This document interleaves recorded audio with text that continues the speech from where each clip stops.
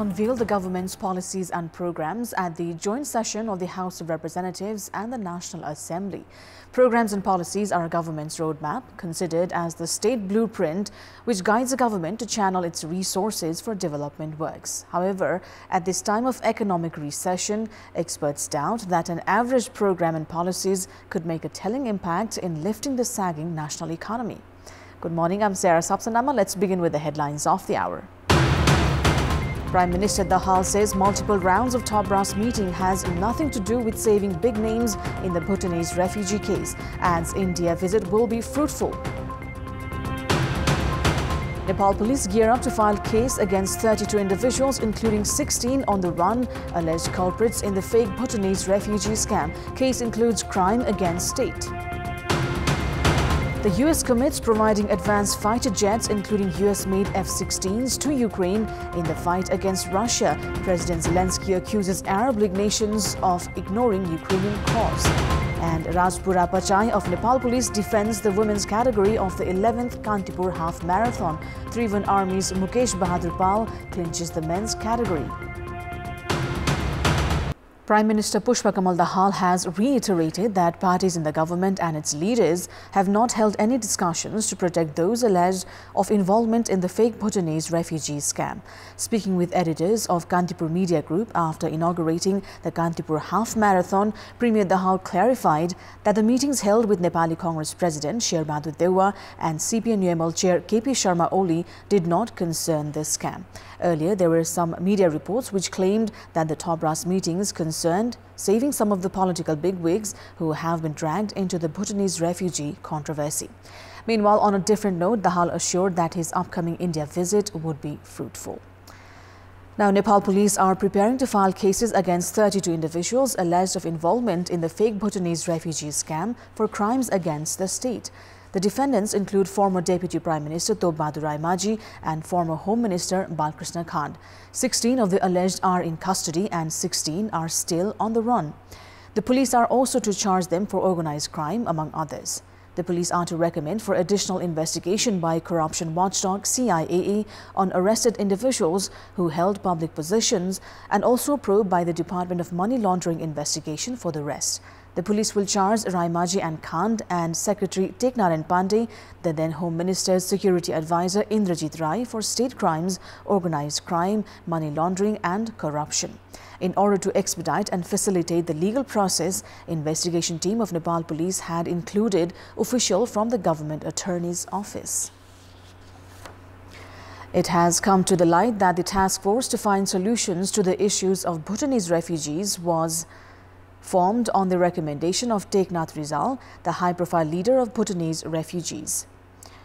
Investigations have discovered that the task force to find solutions for the issues of Bhutanese refugees was formed after Rizal had submitted an application at the Ministry of Home Affairs about 4 years ago. Sources have claimed that Rizal had submitted his application at the Home Ministry calling for bringing together the family members of those left behind in Nepal. At a time when the United Nations High Commissioner for Refugees had halted the resettlement of refugees in other nations in 2016, Rizal had filed an application with a 12-point demand. While police are investigating about the amount received by Rizal, his role in certification of fake Bhutanese refugees as origins of Bhutan has been discovered.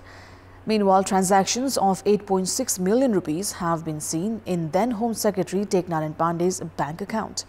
Police have said that Pandey has not been able to establish the source of the amount deposited in his bank account on numerous occasions. Bank details of other arrested so far in relation to fake Bhutanese refugee scam has also been requested with the Nepal Rashtra Bank. Of the 16 arrested in the fake Bhutanese refugee scam, statements have been recorded from Rizal and Samsher Mia, president of the Hajj community, arrested yesterday. As a case is required to be filed within 60 days against organized crime, Nepal police have made preparations to submit their report to the Office of Government Attorney on Sunday. The government has unveiled its programs and policies without considering an unprecedented ailing national economy and keeping alignment with the past trends.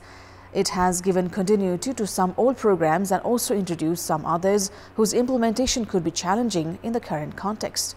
The government yesterday in fact, made made public the policies and programs at a time when business community is reeling under an economic recession coupled with high inflation and exorbitant interest on loan. President Podil, while reading out the 188-point government doctrine, started with the claims of improving national economy. The government blueprint also did not touch upon the issue of worsening scenario triggered by high interest rate on loan. The policies and program has also claimed of reviving some of the closed industries such as Hetauda textile industry, Gorokali rubber industry, Butwal spinning mill, among others. This issue was raised last year as well. The government has also planned to celebrate tourism decade from the ongoing Nepali year 2080, while it plans to observe tourism year in 2025. The government has also introduced plans to improve domestic energy consumption, while efforts are underway to rope in foreign investment in hydel projects. There are plans to create employment opportunities of 500,000 citizens in the country itself. The government has prioritized implementation of the Constitution and federalism while prioritizing curbing corruption and ensuring good governance in its programs and policies. The government's policies and programs presented by President Ramchandra Podil have stressed curbing corruption and ensuring good governance. President Podil said that the government and the public were on the same page regarding curbing corruption and irregularities. The policies and programs have stated that the issue of transitional justice is to be addressed within 2 years. The government is also to proceed with the objective of resolving complications related to citizenship and ensuring voting rights for Nepalese in foreign countries. Federal Education Act and Federal Civil Service Act are also to be presented at the ongoing session of the House of Representatives, while a high-level commission is to be formed to ensure administrative improvement. The government has also committed of facilitating the distribution of passports, driving licenses and no objection certificates, while it has claimed of concluding distribution of the national identity cards within 1 year. The government has also committed of erasing the intersection of jurisdiction of the 3 tiers of the government. Meanwhile, the government has also aimed to improve the constitutional bodies and implementing the recommendations of constitutional entities. The government has also committed of upgrading the TU cricket ground at Kantipur to an international standard venue. The government has put forward the policy of vacating the river banks by removing the settlements of landless squatters. Based on the government's policies and programs, the government is to relocate the landless squatters and vacate the river banks. According to government policies and programs, the Melanchi drinking water project is to be operated throughout the calendar and ensure sound management for sanitation of urban areas. The government is also to form an integrated mechanism of local levels associated with the Kathmandu metropolis to ensure sound collaboration for development works. The government in its policies and programs has stressed on access to health and education for all. As per the policies and programs presented at the joint meeting of the Federal Parliament, the government is to enhance quality of education at all levels.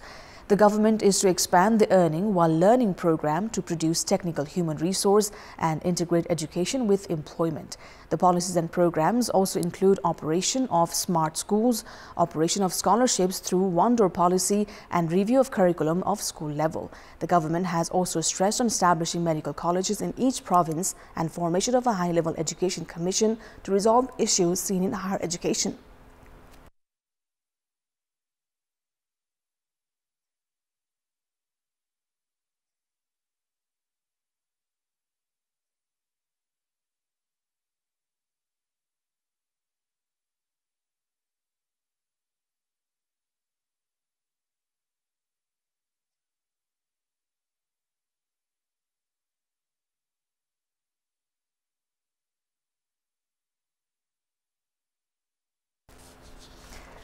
Meanwhile, the government has also embraced the policy of home services for senior citizens and disabled individuals to ensure access of everyone to health services.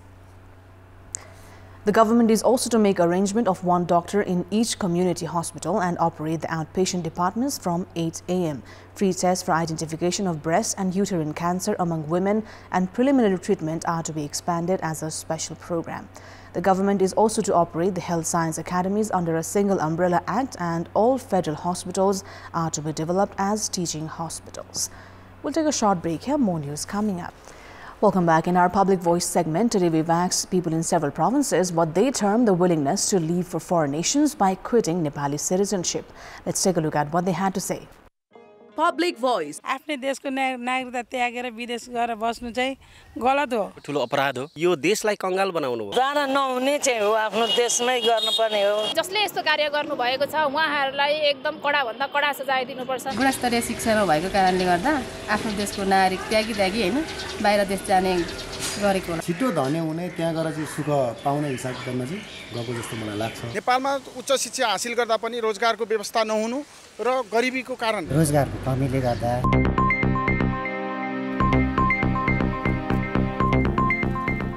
It's time now for our segment Public Pulse, where you text us with your opinion.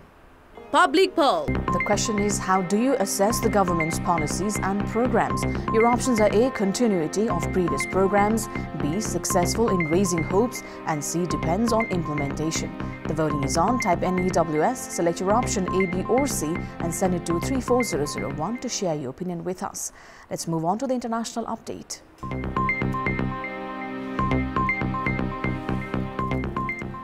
The US has said it will support providing advanced fighter jets, including US-made F-16s, to Ukraine and also back training Ukrainian pilots to fly them. US approval for the scheme means other nations can export their F-16s. This is because the US legally has to approve the re-export of equipment purchased by allies. Ukraine has repeatedly lobbied its Western allies to provide jets to help in its fight against Russia, and Zelensky welcomed what he described as a historic decision, adding that he looked forward to discussing the practical implementation of the plan at the G7 summit in Hiroshima, where he is expected to appear. Kyiv has confirmed that Zelensky will meet President Biden in the next few days. Meanwhile, the Ukrainian president has accused some Arab leaders of turning a blind eye. Yesterday, Zelensky was in Saudi Arabia for an Arab League summit. Most Arab League nations have sought to maintain good relations with Moscow. Host nation Saudi Arabia has walked a delicate line on the conflict on the one hand, in fact, supporting a UN resolution calling for Russia to withdraw its troops and pledging $400 million in humanitarian aid to Ukraine, while on the other hand resisting imposing sanctions on Russia, preferring to see itself as neutral on the conflict. Saudi Crown Prince Mohammed bin Salman has renewed his offer for Saudi Arabia to mediate between Moscow and Kyiv to end the fighting at the summit. Zelensky is expected to try to persuade more cautious leaders to provide aid, such as Japanese Prime Minister Fumio Kishida and Indian leader Narendra Modi at the G7 summit. We've got more news coming up, but right now it's time for yet another short break. It's time now for the sports update. Sports News. Rajpura Pachai has won the women's category of the 11th Kantipur Half Marathon held earlier this morning. Likewise, Mukesh Bahadur Pal has won the men's category of the event. The men's champion Mukesh Pal clocked 1 hour, 6 minutes and 45 seconds to clinch the Kantipur Half Marathon run. Mukesh had finished third in the last edition. Tribhuvan Army's Rajan Rokaya finished second with a timing of 1 hour, 7 minutes and 55 seconds. The third place went to Tirtha Bahadur Pun, who could produce a timing of 1 hour, 9 minutes and 18 seconds. The women's category was defended by Rajpura Pachai, who clocked 1 hour, 19 minutes and 16 seconds to come first. The second place went to Ram Maya Bura with a timing of 1 hour, 23 minutes and 0.7 seconds. APF's Pushpa Bhandari stood third with a timing of 1 hour, 24 minutes and 31 seconds. Both the category winners were awarded with 100,000 rupees each. The second place winners received 50,000, while third place runners bagged 30,000 rupees each. The wheelchair women's category was won by Aishwarya Kumari as she timed 10 minutes, 9.7 to 8 seconds to cover the 3-kilometer run. The men's category was won by Ramesh Khatri, who produced a timing of 7 minutes, 26.74 seconds. Bikesh Khimire finished first in the men's segment of the corporate run, while Sunita Maharjan clinched the top podium place in this segment. In the college run, Prakash Jang Basneth finished first in the men's category, while Susan Karki won the women's segment. The Kantipur Half Marathon was held this morning with the slogan, "Let's Go Green Together." Around 4,700 professional and non-professional athletes took part in the event across the 4 categories. The category college run was included for the first time in Kantipur Half Marathon. Cash prizes were distributed in other categories as well. Congratulations यहाँलाई बराबरको gift hamper पनि प्रदान गरेको छ। हामीसँग Nepal athletic सङ्घका अध्यक्ष पनि हुनुहुन्छ, उहाँलाई हाम्रो आग्रह पनि छ पारा। 3-star are up against Sadobata Youth Club today at the Martyrs Memorial A Division League. The Lalitpur derby has been scheduled for 6 p.m. this evening at Dashrath Stadium. Meghraj KC's team, 3-star, have been winless since 7 matches. They are in the 4th position of the points table with 26 points from 18 matches. 3-star are looking to reduce its point difference with top 3 to 1 point with a win today. 3-star are 10 points behind league leaders Church Boys United. Sadobata meanwhile have equal points with 3-star but are in the 6th position on head-to-head basis. In their previous encounter, 3-star had defeated Sadobata 1-0. Today's fixture is the last in the league's 19th round. Up next is a weather update.